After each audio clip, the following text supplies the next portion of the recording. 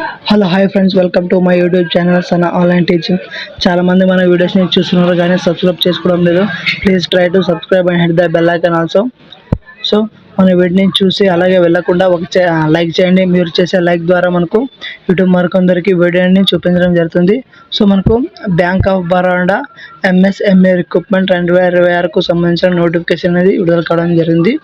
Bank of Baroda దేశవ్యాప్తంగా MSME micro small and medium banking విభాగంలో 253 professional పోస్టుల భర్తీకి అధికారిక నోటిఫికేషన్ విడుదల చేసింది.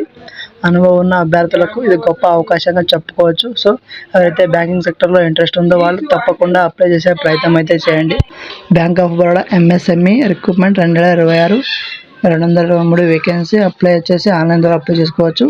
మనకు ముఖ్యమైన తేదీలు చూసుకున్నట్లయితే మనకి ఇక్కడ ఆన్లైన్ దరఖాస్తు ప్రారంభం వచ్చేసి 6 ఫిబ్రవరి 2026 6వ తారీఖు స్టార్ట్ అవుతుంది. అలాగే దరఖాస్తు చివరి తేదీ వచ్చేసి 26 ఫిబ్రవరి 2026 ఉంటుంది.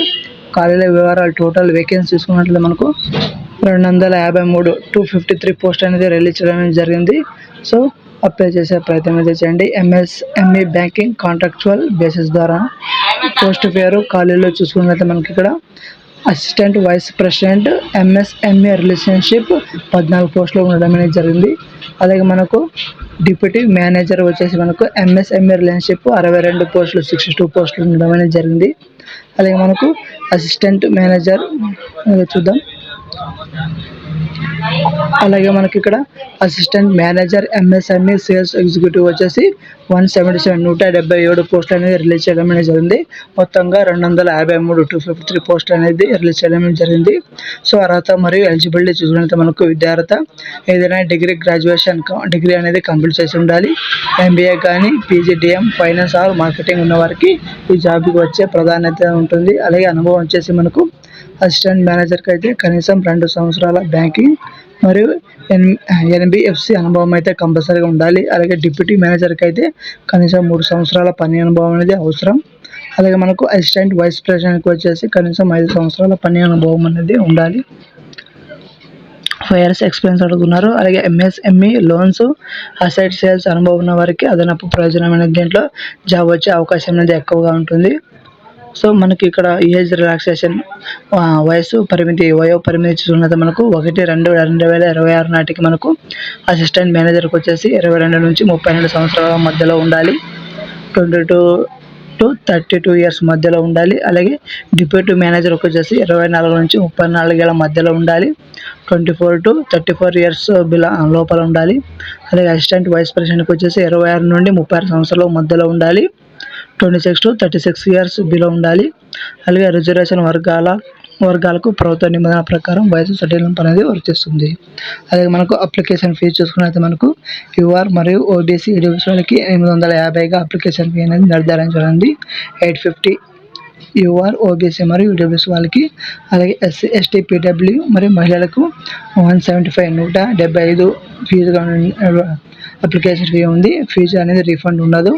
అలాగే మనకు ఈ bank of Baroda MSME job ఎంపిక విధానం సెలక్షన్ ప్రాసెస్ మనం ఒకసారి చూసుకున్నట్లయితే మనకు అప్లికేషన్ స్క్రూటీనీ ఉంటుంది.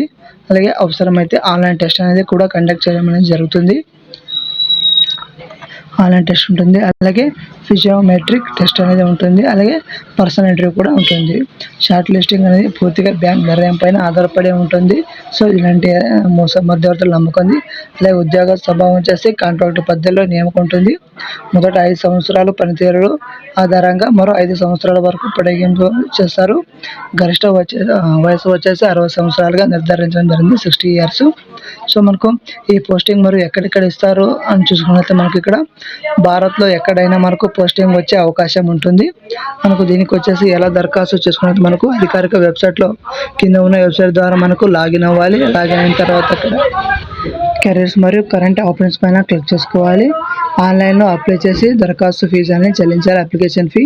అప్లికేషన్ ప్రింట్ తీసుకుని భద్రపరచుకోవాలి. ఎందుకంటే ఫర్దర్ ఇన్ఫర్మేషన్ దాని ద్వారా ఉంటుంది కాబట్టి కంపల్సరీగా ప్రింట్ అనేది తీసుకుని ఉంటేనే మీకే మంచిది.